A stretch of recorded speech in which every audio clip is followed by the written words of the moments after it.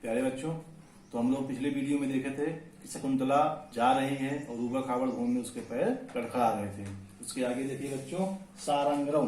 सारंगरव जो है बच्चों, वह कर्ण ऋषि का एक शिष्य है और कर्ण ऋषि से बहुत ही मानते थे, बहुत ही इज्जत देते थे और यह एक योग्य शिष्य था। तो उसी को कहते क्या है, तो वही सारंगरव अब कहता है कि भगवान, हे भगवान, ओदकांतम स्निग्धो जनो अनुगतव्या इति श्रूयते। ओदकांतम, ओदक धन अंत, ओदक धन अंत, जल के किनारे तक। ओदक माने बच्चों जल, अंत माने किनारा। तो जल के किनारे तक, स्निग्धों माने प्रिय जन, प्रियों का, स्नेह करने वालों का, जनों माने लोगों का, अनुगंतव्य माने जाया जाता है। अर्थात जब कोई विदा होता है उसे जल के किनारे तक या जल के पास तक या उस स्थान तक जहां पर सरोवर हो, जहां पर जल हो, वहां तक उसके साथ जाया जाता है। इत श्रूयते, ऐसा सुना जाता है। कहता है क्या कि हे तात ओदकांतम स्निग्धो जनो अनुगंतव्या इत श्रूयते, कि हमने ऐसा सुना है कि स्निग्ध जन का अनुगमन पानी वाले स्थान तक करना चाहिए। अर्थात जहां तक जल होता है वहां तक, पानी वाले स्थान तक ही अपने से प्यार करने वाले लोगों का या स्वजनों का जाना चाहिए। तद इदम सरस तीरम, तो यह सरस तीरम माने तालाब का किनारा है। कहता है कि यह तालाब का किनारा आ गया है। अत्र संदिश प्रतिगंतुम अर्हसि, आप, अत्र माने यहाँ पर, संदिश माने संदेश देकर, प्रतिगंतुम वापस लौट जाइए।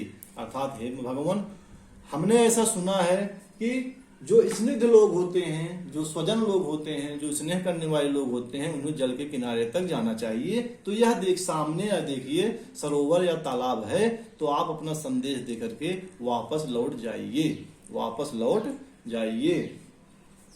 जब इसमें कहते हैं तो काश्यप जी कहते हैं, तेन हिमाम क्षीर वृक्ष छायायाम आश्रयामः। तेन ही इमाम का संग विच्छेद करेंगे बच्चों, तेन ही इमाम।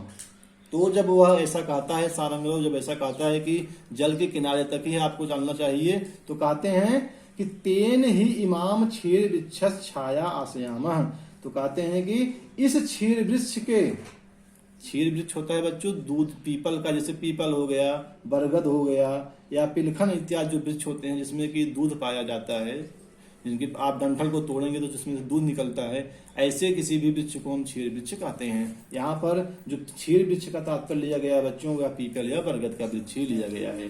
तो हो सकता है उस सरोवर के किनारे कोई पीपल का वृक्ष या बरगद का वृक्ष रहा हो। तो कहते हैं तेन ही इमाम क्षीर वृक्षस्य आश्रयामः। तो फिर इस पीपल या बरगद के वृक्ष की छाया के नीचे हम लोग आश्रय लेते हैं, अर्थात हम लोग यहीं पर रुकते हैं। सर्वे परिक्रम्य स्थिता, सभी घूमकर स्थित हो जाते हैं, अर्थात वहीं उच्च वृक्ष की जड़ के नीचे बैठ जाते हैं, स्थिर हो जाते हैं। काश्यप ऋषि आत्मगतः, कुछ सोचते हुए, काश्यप ऋषि आत्मगतः मन आत्मचिंतन करते हुए, अपने बारे में देखते हुए, अपने बारे में कुछ सोचते हैं मन ही मन, कि आखिर में क्या सोचते हैं। देखिए, किम नु खल तत्र भवतो दुष्यंत्यस्य युक्त रूपम अस्माभि संदेशव्यः। तत्र भवतो बच्चों, एक होता है अत्र भवतो, एक होता है तत्र भवतो। अत्र भवतो का मतलब होता है जो हमारे सामने है, जो हमारे सामने बैठा है, जिससे हम बात कर रहे हैं, वो अत्र भवता होता है। तत्र भवता वह होता है जो हमारे आंखों से ओझल होता है, जो बहुत दूर होता है, जिसको हम नहीं देख रहे हैं। तो दुष्यंत यहाँ तो था नहीं, दुष्यंत हस्तिनापुर में बैठा है, इसलिए कहते हैं तात जी अपने मन में ही सोच रहे हैं, आत्मगतम अपने मन में सोचते हैं, किम नु खल तत्र भवतः दुष्यंतस्य युक्त रूपम अस्माभि संतेष्टव्यः।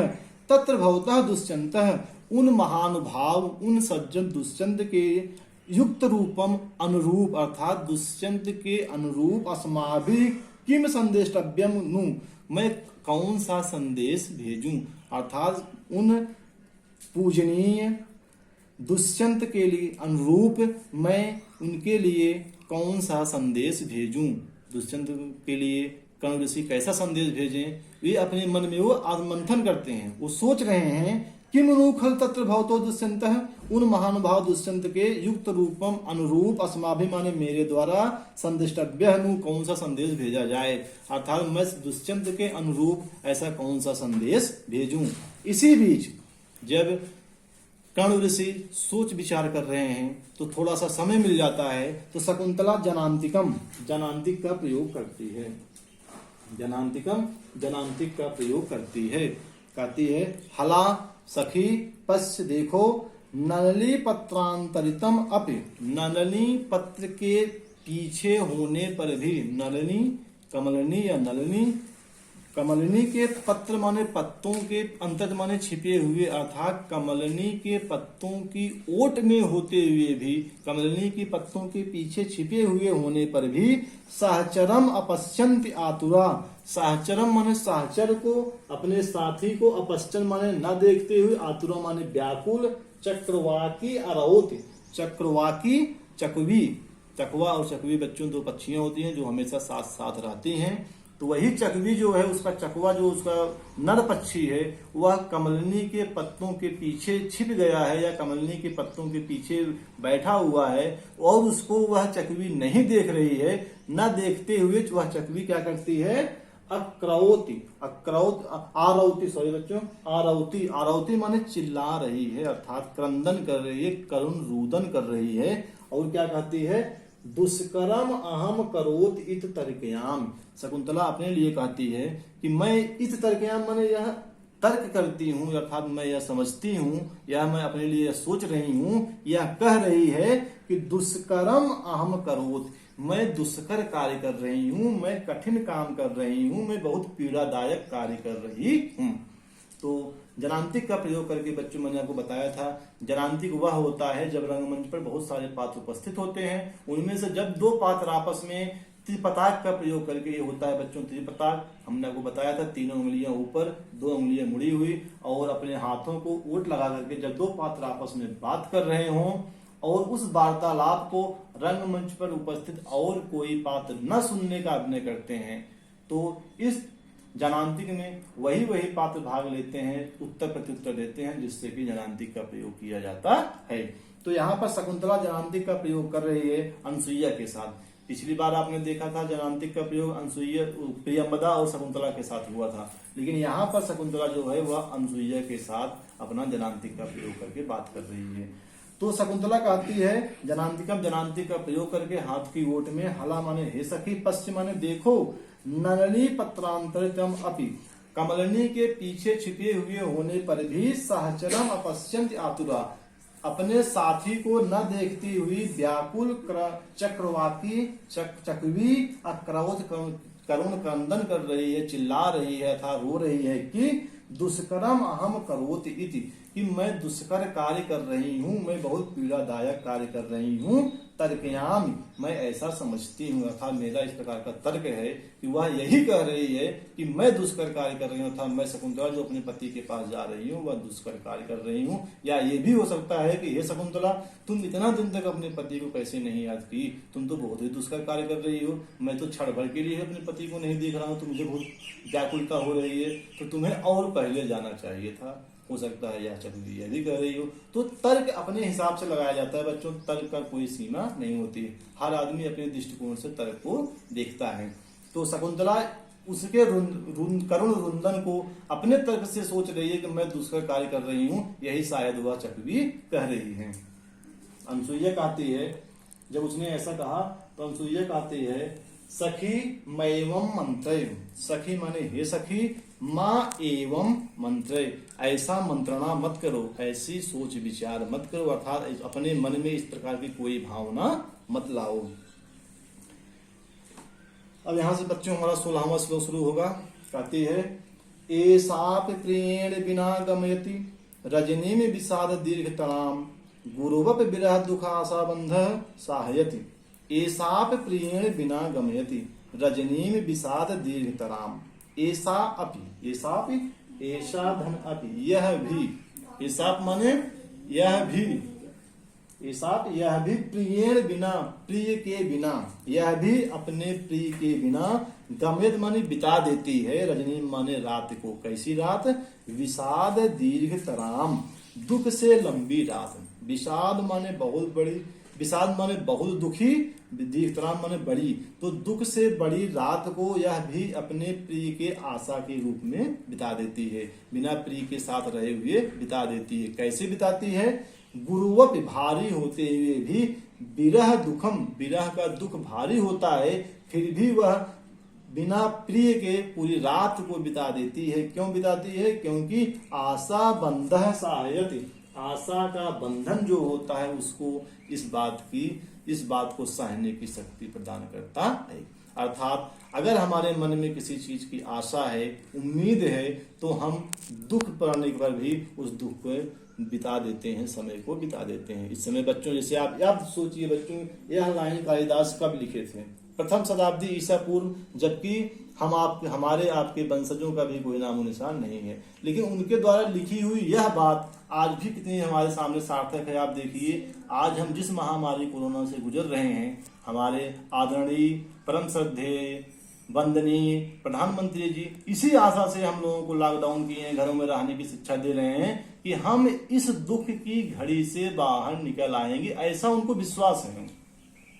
आशा का बंधन हमारे आदरणीय प्रधानमंत्री जी के मन में है, तभी उन्होंने वो और हमारे हमारी सरकार, हमारे उत्तर प्रदेश के शासन मुख्यमंत्री जी हमें दिशा निर्देश इसी आशा में दे रहे हैं कि हम इस दुख की घड़ी को एक ना एक दिन इस पर विजय प्राप्त करेंगे और हम अपने सुख के दिन को फिर ला देंगे।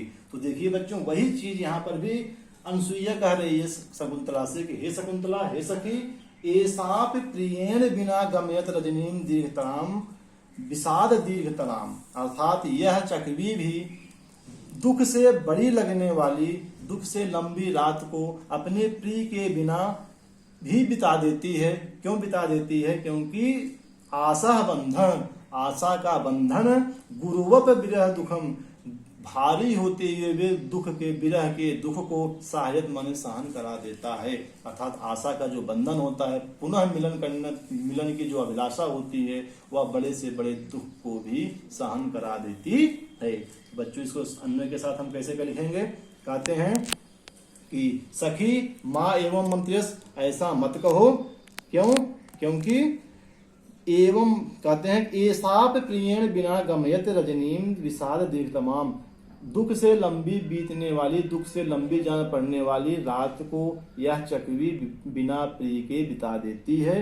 क्योंकि आशा बंधा माने आशा का बंधन, पुनः मिलने की संभावना, पुनः मिलने की आशा, विरह दुखः गुरो अपि, दुख बहुत ही कठिनकारी होता है, बहुत ही असहनीय होता है, फिर भी उसके दुख को सहायत माने सहन करने की क्षमता प्रदान करती है। दुख को सहन करने की प्रवृत्ति मनुष्य के अंदर विद्यमान कर देती है।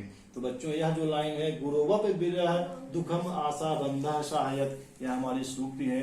आपके पेपरों में सूक्त पूछा जाता है तो 3 नंबरों में आएगा। तो आप इसके साथ इसका अर्थ लिखेंगे, अर्थ लिखने के साथ इस श्लोक का भी पूरा अर्थ लिख देते हैं, तो हमारी सूक्त की व्याख्या हो जाती है। तो बच्चों, यहाँ पर हमारा 16वां श्लोक भी समाप्त होता है। फिर आगे देखिए, अब जो है बच्चों, जब जनांती का प्रयोग करके शकुंतला और अनसुईया आपस में बात कर रहे हैं, इसी बीच दुष्यंत अपने मन काश्यप अपने मंत्र में दुष्यंत के लिए देने वाले संदेश को सोच लेते हैं और कहते हैं, सारंगरव, हे सारंगरव, इत त्वया मद वचनात् स राजा शकुंतलाम पुरस्कृत्य वक्तव्यः। शकुंतलाम पुरस्कृत्य मतलब शकुंतला को आगे करके, पुरस्कृत्य, पूर्व माने होता है आगे, कृत्य माने करके। तो हे सारंगरव, तुम शकुंतला को पुरस्कृत्य माने आगे करके, मद वचनात् स राजा त्वया वक्तव्यः, तुम शकुंतला को आगे करके मेरी ओर से उस राजा, सा राजा माने उस राजा दुष्यंत को वक्तव्य माने कहना। अर्थात तुम शकुंतला को आगे करके और तुम लोग स्वयं पीछे रहना और उस राजा दुष्यंत से यह हमारे कहे हुए संदेश को कहना। सारंगरव, अज्ञापित भगवान, आप आदेश दीजिए। भगवान माने आप, अज्ञापित माने आदेश दीजिए, आप हमें निर्देश दीजिए, जो कहना है आप कहिए, हम अच्छा सा आपकी बात को वहां पर कह देंगे। काश्यपा माने काश्यप। बच्चों, यहाँ पर श्लोक के माध्यम से ऋषि काश्यप अपने संदेश को दुष्यंत को बतला रहे हैं। बच्चों, कहते हैं कि अज्ञात शकुंतलम का चतुर्थ अंक पूरा प्राण है अभिज्ञान शाकुंतलम का। उसमें भी 4 श्लोक विश्व विख्यात हैं। उसमें से एक श्लोक आपका ये भी है। इस श्लोक में हमारे द्वारा अपने स्वजनों को क्या संदेश देना चाहिए, अर्थात जब पुत्री विदा होती है तो घर वाले आज भी देखिए इस परंपरा का निर्वाह करते हैं और वर पक्ष वालों को कुछ न कुछ संदेश देते हैं या विनती करते हैं कि आप इसको भी अपने घर के सदस्यों की तरह मानिएगा, इसकी गलतियों को क्षमा करिएगा। इस प्रकार का संदेश भी देखिए काश्यप ऋषि भी देख रहे हैं। इनको भी बच्चों गृहस्थ जीवन का पूरा अनुभव है। आश्रम में रहते जरूर हैं लेकिन इनको गृहस्थ जीवन का पूरा प्रयोग है, क्योंकि ये महान तपस्वी हैं बच्चों। इनको सारा ज्ञान होता है। कहते क्या है, अस्मान साधु विचिन्त्य संयम धनानुकूलैः कुलं चात्मनं त्वय्यस्याः कथमप्य बान्धौ कृतां स्नेह प्रवृत्तिं च तां सामान्य प्रतिपत्ति पूर्वकमनियम दारेषु दृश्या त्वया भाग्याय मतः परम न खलु तद्वाच्यम वधू बंधुभिः।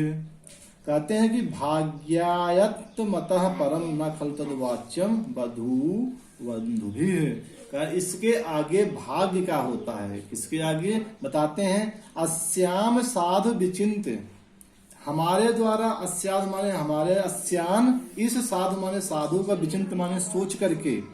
एक काश्यप ऋषि कहते हैं कि आप क्या करना, संयम धनान अस्याम, संयम ही जिसका धन है ऐसे हमारे विषय में। संयम धनान अस्याम, संयम ही जिसका धन है अर्थात धैर्य ही जिसका धन है ऐसे हमारे विषय में। आत्मनः उच्चैः कुलम च, और अपने उच्चय माने ऊंचे या उन्नत कुल माने वंश या कुल के विषय में। अर्थात पहली चीज तो आप यह देखना कि जिसने शकुंतला को भेजा है वह कौन है। वह एक संयमधारी ब्राह्मण है, एक संयमधारी शिष्य गुरु है। और दूसरी चीज क्या सोचना, अपने उन्नत कुल के विषय में, अर्थात आप जिस उन्नत कुल के हैं उस कुल के विषय में भी सोचना। इसके बाद क्या करेंगे, अस्याह त्वयि कथमपि अबांधव कृताम ताम स्नेह प्रवृत्तिम च। अस्याह तथा इस शकुंतला की, अस्याह त्वयि तुम्हारे प्रति, कथम अपमाने किसी भी तरह से, अबांधव कृताम बंधुओं के द्वारा न किया गया। बांधव मतलब तुम्हारे जो तुमने और शकुंतला ने एक दूसरे से गंधर्व ब्याह किया है, विवाह किया है, उसमें तुम किसी भी स्वजन ने, किसी भी बंधु ने, किसी भी अपने सगों ने इसका आप लोगों को समर्थन या आप लोगों ने स्वयं इससे नहीं पूछा था। आप दोनों स्वयं ही अपने मन से गांधर्व विवाह कर लिए थे। तो आप अपने उस उच्च कुल का ध्यान रखिएगा। गांधर्व विवाह किए तो उसको स्वीकार करिएगा और हमारे कुल का भी मर्यादा में, हमारे कुल की मर्यादा का भी ध्यान रखिएगा। कहते हैं कि स्नेह प्रवृत्तिम च, अर्थात बंधुओं के द्वारा न चाहे हुए भी जिस विषय स्नेह विषय में तुमने प्रवृत्त किया है, साधु विचिंत, उस पर भली भांति विचार करके, अर्थात मैं उस पर भली भांति विचार करके, त्वया इयम, तुम इस शकुंतला को दारेश माने पत्नियों में सामान्य प्रतिपत्ति पूर्वकम दृश्य, सामान्य गौरव पूर्वक देखना। अर्थात मैं यह नहीं कर रहा हूं तुम इनमें सबसे गौरव पूर्वक देखना, बल्कि सामान्य गौरव पूर्वक देखना। अतः परम भाग्यतम, इससे अधिक, अतः माने इससे, परम माने अधिक, भाग्यतम माने भाग्य के होता है, अर्थात इससे अधिक विशेष गौरव तो भाग्य के अधीन है। तद वधु बंधु भी न खल वाच्यम, इस जिसके लिए वधु के सगे संबंधियों को कहना ठीक नहीं है। अर्थात इसके बाद जो भी होगा वह इसके भाग्य में जो लिखा होगा वही होगा। लेकिन हे दुष्यंत, तुम पहले मेरे वंश के बाद, मेरे कुल के बारे में सोचना, फिर अपने उन्नत कुल के बारे में सोचना और यह देखना कि इस शकुंतला का जो स्नेह है तुम्हारे प्रति, वह ना तो अपने सगे संबंधियों के द्वारा कहा गया है, न तो किसी ने जबरदस्ती कराया है, बल्कि यह इसने तुम्हारा और शकुंतला का जो यह मिलन है, जो यह प्रेम था, वह स्वाभाविक था। तो इसलिए तुम इसे अपने सभी सगे संबंधियों में समान रूप से देखना, अब समान गौरव का समान स्थान प्राप्त करना। इसके आगे कहना कि इसके भाग्य में क्या आएगा क्या नहीं आएगा, वो सब तो भाग्य के अधीन है। या कहने का मतलब तुम इसे सम्मान दोगे, तुम इसे स्वीकार करोगे या प्रत्याग करोगे, या हम बंधुओं को नहीं कह पाएंगे, हम तो बस तुम्हें यही कहेंगे तुम इसे अपने सभी रानियों में समान रूप से व्यवहार करना, समान रूप से देखना। तो यहाँ पर देखिए बच्चों, काश्यप ऋषि ने बड़े शालीनता के साथ यह कह दिया है कि भाग्य सबसे प्रबल होता है। शकुंतला के भाग्य में जो लिखा होगा वह शकुंतला को मिलेगा, लेकिन तुम पूरा प्रयास करना, हे राजा दुष्यंत, तुम पूरा प्रयास करना इसे अपने सभी सगे संबंधियों में समान व्यवहार प्रदान करना। बच्चों इस संदेश को जब इन्होंने कहते हैं तो सारंगरव गृहीतः संदेश्य का सारंगरव क्या करता है, इस संदेश को ग्रहण करता है। सारंगरव कहता है, हे महाराज, ग्रहीता संदेशा, हमने इस संदेश को अच्छी प्रकार से समझ लिया है, अर्थात आपने जो संदेश हमें दिया है और आपने जो यह कहने के लिए हमें भेजा है उस बात को मैं अच्छी तरह से कंठस्थ कर लिया हूँ, याद कर लिया हूँ। काश्यप वत्से, हे पुत्री, त्वम इदानीम अनुशासनीयसि। त्वम माने तुम, इदानीम माने इस समय, अनुशासनीय माने उपदेश देने योग्य हो, अर्थात हे पुत्री अब तुम्हें भी कुछ उपदेश देना है, अर्थात अब तुम्हें भी कुछ बतलाने वाली बातों को बताना है। बनो कसो अपि संतो लौकिज्ञा वयम, कह रहे हैं कि बनो कसो, वन में निवास करने वाले होते हुए भी संतो लौकिज्ञो वयम, हम जैसे संत लौकिक व्यवहार को भी जानते हैं, अर्थात वन में निवास करने वाले या वनवासी होते हुए भी हम लोकाचार को समझते हैं, अर्थात गृहस्थ जीवन के कर्तव्यों को समझते हैं। तो हे पुत्री, तुम्हें भी कुछ संदेश देना है कि तुम्हें वहां जाकर के क्या करना है। जैसे आजकल भी होता है बच्चों, जब पुत्रियां विदा होते हैं तो पिता अपनी पुत्रियों को कुछ न कुछ संदेश देते हैं, कुछ न कुछ उस ज्ञान की बातें बताते हैं, तुम्हें वहां कैसे रहना है, अपने सगे संबंधियों के साथ कैसा व्यवहार करना है। उसी प्रकार से काश्यप ऋषि भी शकुंतला को कह रहे हैं कि तुम इदानीम अनुशासनीयसि, तुम अब उपदेश देने के योग्य था, तुम्हें भी कुछ उपदेश देना है, तुम्हें भी कुछ गृहस्थ जीवन के बारे में बताना है, क्योंकि तुम अभी तक तो वन में रहती थी, आश्रम का जीवन व्यतीत कर रही थी, लेकिन आज के बाद तुम गृहस्थ जीवन व्यतीत करोगी, गृहस्थ जीवन में रहोगी, तो वहां के कुछ अपने नियम कायदे होते हैं, उस नियमों को तुम समझ लो, अच्छी तरह से उसका पालन करना। क्योंकि बनो कसो अप संतो लौकिज्ञा वयम, वन में रहने वाले हम लोग लौकिक आचार विचार को भली भांति जानते हैं। तो सारंगो कहता है, न खलु धीमताम कश्चित अविषयो नाम, न खलु धीमताम, कह रहे हैं कि न खल माने वास्तव में, धीमताम माने विद्वानों के लिए, कश्चित माने कोई, अविषयों माने जानकारी का विषय ना हो, ना माने नाम, ऐसा नहीं है, अर्थात जो विद्वान लोग होते हैं उनके लिए कोई भी चीज अज्ञात नहीं होती है, उनके लिए कोई भी चीज अविषय नहीं होती है।